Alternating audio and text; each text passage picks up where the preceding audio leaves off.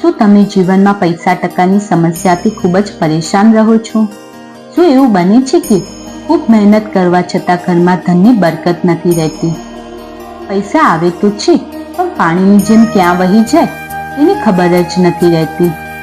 જો તમારા મનમાં પણ આવા સવાલો હોય અને તમે માતા લક્ષ્મીની કૃપા તથા ભગવાન વિષ્ણુની કૃપા મેળવવા માટે કોઈ અચૂક ઉપાય શોધી રહ્યા છો, તો આજે તમે બિલકુલ સાચી જગ્યાએ આવ્યા છો. આવનારી મોહિની એકાદશી કોઈ સામાન્ય તિથિ નથી. આ છે દિવ્ય દિવસ જ્યારે સ્વયં ભગવાન નારાયણે સૃષ્ટિના કલ્યાણ માટે અત્યંત સુંદર અને મોહક સ્વરૂપ ધારણ કર્યું હતું.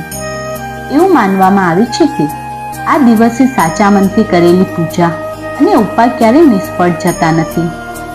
પરંપરાગત માન્યતાઓ અને જ્યોતિષ શાસ્ત્રએ એક એવી ચમત્કારિક વસ્તુનો ઉલ્લેખ કર્યો છે જેને જે શ્રદ્ધાપૂર્વક અને વિધિ વિધાન સાથે એકાદશીના દિવસે ભગવાન વિષ્ણુને અર્પણ કરવામાં આવે તો વ્યક્તિના જીવનમાં આર્થિક તકલીફ દૂર થવા લાગે છે અને ઘરમાં સુખ સમૃદ્ધિનો માર્ગ ખુલે છે.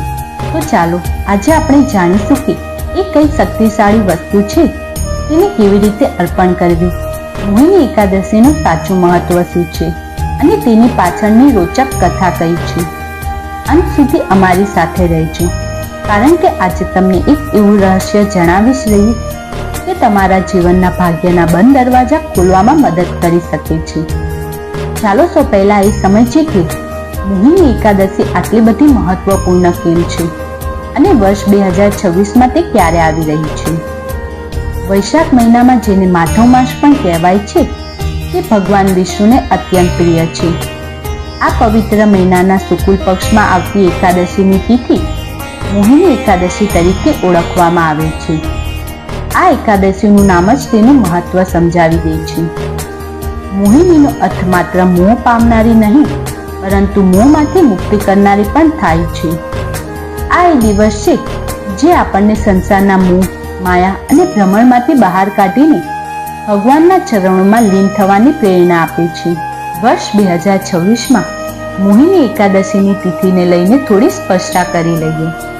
પંચાંગ અનુસાર એકાદશીની તિથિનો પ્રારંભ 26 એપ્રિલ 2026 રવિવારની સાંજે થશે અને તેની સપ્તિ 27 એપ્રિલ 2026 સોમવારની સાંજે થશે. આપણા સનાતન ધર્મમાં ઉદયા તિથિને મુખ્ય માન આપવામાં આવે છે, એટલે કે તિથિનો સૂર્યોદય થાય તે દિવસ ગણાય છે. આ નિયમ મુજબ એકાદશીનું વ્રત અને પૂજા 27 એપ્રિલ 2026ના સોમવારના રોજ જ કરવું શ્રેષ્ઠ અને શાસ્ત્રોક્ત રહેશે.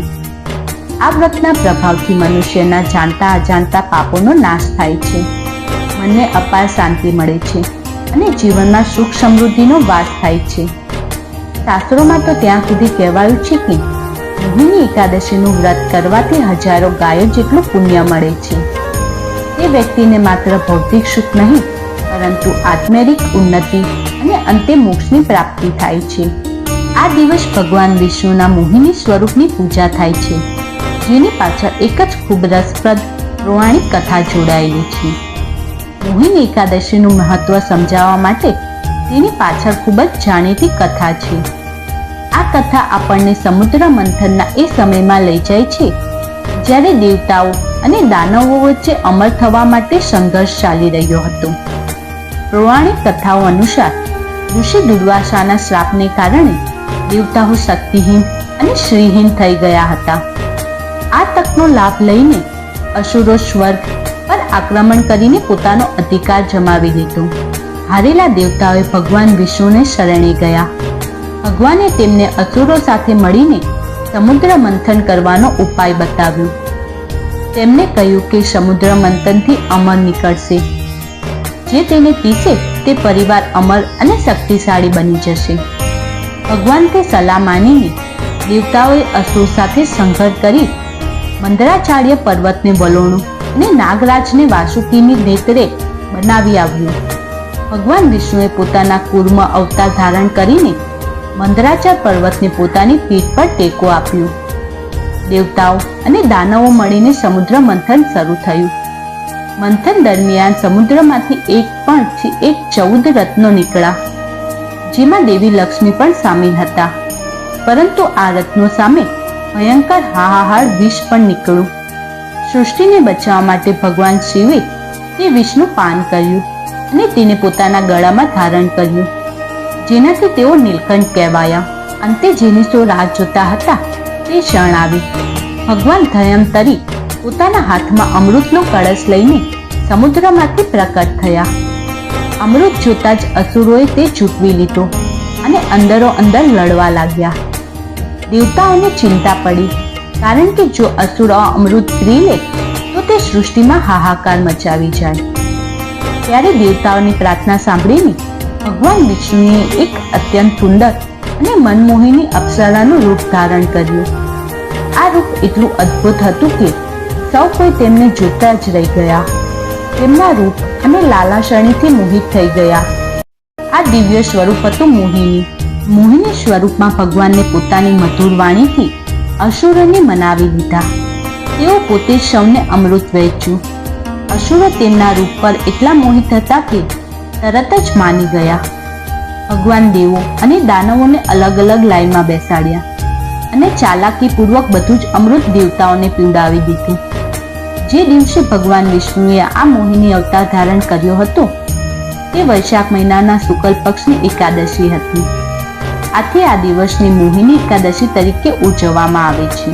તો હવે એ સવાલ પર આવીએ જેની તમે રાહ જોઈ રહ્યા હતા.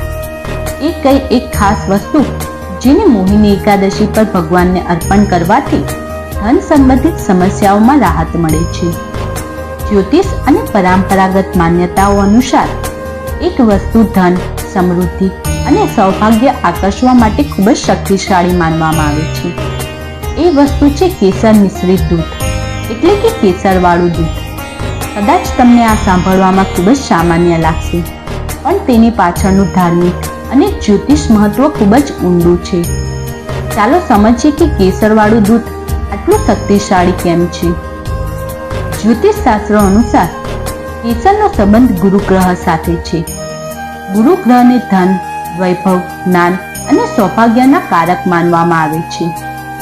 જે વ્યક્તિ પણ ગુરુની કૃપા હોય છે તેના જીવનમાં સુખ, સમૃદ્ધિની કમી રહેતી નથી. કેસરનો સોનેરી પીળો રંગ ભગવાન વિષ્ણુ અને માતા લક્ષ્મી બંનેને ખૂબ જ પ્રિય છે. દૂધને શાસ્ત્રોમાં અમૃત સમાન ગણાયું છે. તેના સંબંધ ચંદ્રગ્રહણ સાથે છે, જે મનને શાંતિ અને શીતળતા આપે છે. દૂધ શુદ્ધતા અને પોષણનું પ્રતીક છે અને ભગવાન વિષ્ણુના અભિષેકમાં તે મુખ્ય ઘટક હોય છે. જ્યારે ગૃહ ગ્રહનું પ્રતીક કેસર અને ચંદ્રગ્રહનું પ્રતીક દૂધ એક સાથે મળે છે ત્યારે તે એક અત્યંત શુભ અને શક્તિશાળી યોગ બનાવે છે. એવી માન્યતા છે કે જ્યારે આ મિશ્રણ ભગવાન વિષ્ણુને તેમની પ્રિય એકાદશીના તિથિ અર્પણ કરવામાં આવે ત્યારે તેની શક્તિ અનેક ગણી વધી જાય છે. આ ઉપાયથી ભગવાન વિષ્ણુની સાથે સાથે દેવી લક્ષ્મી પણ અત્યંત પ્રસન્ન થાય છે. આ ઉપરાંત કુંડલીમાં ગુરુ અને ચંદ્રને મજબૂત કરી શકે છે, જેનાથી ધન આગમનના નવા રસ્તા ખુલવાની અને ઘરમાં સ્થિર લક્ષ્મીનો વાસ થવાની સંભાવના વધે છે. આથી કેસર મિશ્રિત દૂધ માત્ર એક ભોગ નહીં, પરંતુ શ્રદ્ધાપૂર્વક અર્પણ કરવામાં આવે તો તે ધન અને સમૃદ્ધિના દરવાજા ખોલવાની એક દિવ્ય ચાવી બની જાય છે. હવે જાણીએ આપણે તે ખાસ વસ્તુ અને તેનું મહત્વ જાણી લીધું, તો ચાલે તેની સંપૂર્ણ વિધિ સ્ટેપ બાય સ્ટેપ સમજીએ. આ વિધિને ધ્યાનથી અનુસરજો, કારણ કે સાચી વિધિથી કરેલી પૂજાનું શ્રેષ્ઠ ફળ આપે છે. વ્રતની શરૂઆતમાં દસમીની સાંજે જ કરી દેવી જોઈએ. દસમીના દિવસે સાત્વિક ભોજન લેવું, લસણ, ડુંગળી, માંસાહાર જેવી તામસિક વસ્તુઓથી દૂર રહેવું જોઈએ. એકાદશીના દિવસે સૂર્યોદય પહેલા ઉઠી જવું. આ સમય પૂજા માટે સર્વોત્તમ માનવામાં આવે છે. પાણીમાં ગંગાજળ નાખીને સ્નાન કરવું અને સ્વચ્છ પીળા રંગના વસ્ત્રો ધારણ કરવા. ત્યારબાદ પૂજાના સ્થાન પર પૂર્વ દિશા તરફ મુખ રાખીને હાથમાં જળ લઈને વ્રતનો સંકલ્પ કરો. મનમાં બોલો, હે ભગવાન વિષ્ણુ, હું આજે મોહિની એકાદશીનું વ્રત મારા જીવનમાં સુખ, શાંતિ અને સમૃદ્ધિ માટે તથા આપની કૃપા મેળવવા માટે કરી રહી છું. કૃપા કરીને મારું વ્રતને નિર્ધિત પૂર્ણ કરાવજો. એમ કહીને હાથમાં રહેલું જળ જમીન પર છોડી દો ઘરના મંદિરને સાફ કરી એક પાટલા પર પીળું વસ્ત્ર પાથરી ભગવાન વિષ્ણુ કે શ્રી કૃષ્ણની મૂર્તિ કે ફોટો સ્થાપિત કરો. ભગવાનને શુદ્ધ જળ પછી પંચામૃતથી અભિષેક કરાવો.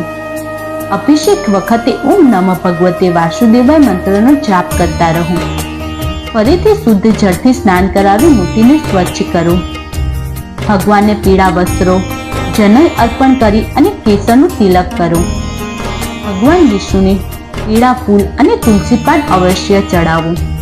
યાદ રાખજો, એકાદશીના દિવસે તુલસી તોડવું નહીં, એટલે કે આગલા દિવસે જ તુલસી તોડીને રાખવી. હવે આવે છે મુખ્ય વિધિ. એક ચાંદી કે પિત્તળની વાટકીમાં ગાયનું દૂધ ભરો. તેમાં શુદ્ધ કેસરના 5, 7 કે 11 તાંતણા નાખો. થોડી વાર પછી જ્યારે કેસરનો રંગ દૂધમાં ભળી જાય છે, ત્યારે તે વાટકીને બંને હાથોમાં લઈને આંખો બંધ કરી અત્યંત શ્રદ્ધાથી ભગવાન વિષ્ણુનું ધ્યાન ધરો. તમે ધન સંબંધિત જે સમસ્યા હોય તે ભગવાનને કહો. ત્યારબાદ ઓમ નમઃ ભગવતે વાસુદેવાય મંત્રનો જાપ કરતા કરતા આ કેસરવાળું દૂધનો ભોગ અર્પણ કરો. ભગવાનને પીળા ફળ અને મીઠાઈનો ભોગ લગાવો. ધૂપ અને ગાયનો ઘીનો દીવો કરી ઓમ જય જગદીશ હરે આરતી ગાઓ. પૂજા પછી તુલસીની માળા ઓમ નમઃ ભગવતે વાસુદેવાય મંત્રની ઓછામાં ઓછો 11 વાર માળા કરો. આખો દિવસ ફળાહાર કરો. અનાજ ન ખાવું જોઈએ. દિવસે સૂવું ન જોઈએ. કોઈની નિંદા ન કરવી જોઈએ અને ક્રોધથી બચવું જોઈએ. સાંજે ફરીથી ભગવાનની આરતી કરવી. પૂજામાં ચડાવેલો પ્રસાદ, ખાસ કરીને કેસરવાળું દૂધ, પૂજા પછી ઘરના સૌ સભ્યોને વહેંચી દો. એકાદશીનું વ્રત જેટલું જ મહત્વ તેના પારણાનું પણ હોય છે. સાચા સમયે પારણા કરવાથી જ વ્રતનું સંપૂર્ણ ફળ મળે છે. મોહિની એકાદશીના પારણા બીજા દિવસે એટલે કે દ્વાદશી તિથિનામાં કરવા આવે છે. વર્ષ 2026માં પારણા 28 એપ્રિલ મંગળવારના રોજ સવારે સૂર્યોદય પછી કરવામાં રહેશે. દ્વાદશીના દિવસે સવારે સ્નાન કરી ફરી ભગવાન વિષ્ણુની પૂજા કરી કોઈ જરૂરિયાતમંદને દાન દક્ષિણા આપ્યા પછી ભોજન ગ્રહણ કરવું જોઈએ. કેસરવાળા દૂધનો આ ઉપાય મુખ્યત્વે ધન સંબંધિત સમસ્યાઓ માટે છે, પરંતુ મોહાની એકાદશીનું વ્રત કરવાથી બીજા અનેક લાભો પણ મળે છે. એકાદશીનું મહાત્માની કથા અનુસાર આ વ્રતના પ્રભાવથી વ્યક્તિના પાપો નાશ પામે છે અને તેને મોક્ષની પ્રાપ્તિ થાય છે. આ વ્રત કરવાથી ઘરમાં સુખ શાંતિનો વાસ થાય છે અને પારિવારિક કલેશ દૂર થાય છે. આ વ્રતના સાંસારિક મોહમાયામાંથી મુક્તિ કરીને આધ્યાત્મિક માર્ગ તરફ આગળ વધાય છે. જો તમે કોઈ કારણસર વ્રત ન રાખી શકો તો પણ મોહિની એકાદશીના દિવસે માંસાહારી, તામસિક ભોજન અને ખાસ કરીને ચોખાનું સેવન ટાળવું જોઈએ. સવારે સાંજ ભગવાન શ્રીની પૂજા કરો અને ઓમ નમઃ ભગવતે વાસુદેવાય મંત્રનો જાપ કરીને પણ શુભ ફળ મળી શકે છે. તો મિત્રો, આ હતી મોહિની એકાદશીનો મહિમા અને ધન પ્રાપ્તિ સાથે જોડાયેલી એક દિવ્ય ઉપાય. યાદ રાખજો, કોઈ પણ ઉપાયનું ફળ ત્યારે જ મળે છે જ્યારે તેની પૂરી શ્રદ્ધા અને વિશ્વાસ અને સાચા મનથી કરવામાં આવે. આ મોહિની એકાદશીને ભગવાન વિષ્ણુને કેસર મિશ્રિત દૂધ અર્પણ કરો અને જુઓ શ્રી હરિ અને માતા લક્ષ્મીની કૃપા તમારા જીવનમાં ક્યારે સકારાત્મક પરિવર્તન આવે છે. હું ભગવાન વિષ્ણુને પ્રાર્થના કરું છું કે તેઓ તમારી સર્વ મનોકામના પૂર્ણ કરી અને તમારા પરિવાર પર હંમેશા તેમની કૃપા દ્રષ્ટિ બનાવી રાખે. મને આશા છે કે આ માહિતી તમને ઉપયોગી લાગી હશે. જો એમ હોય તો તમે તમારા મિત્રો અને પરિવારજનો સાથે શેર કરવાનું ભૂલશો નહીં, જેથી તેઓ પણ આ પવિત્ર દિવસનો લાભ લઈ શકે. ભવિષ્યમાં આવી જ ઉપયોગી માહિતી મેળવવા માટે અમારી ચેનલ સાથે જોડાયેલા રહો.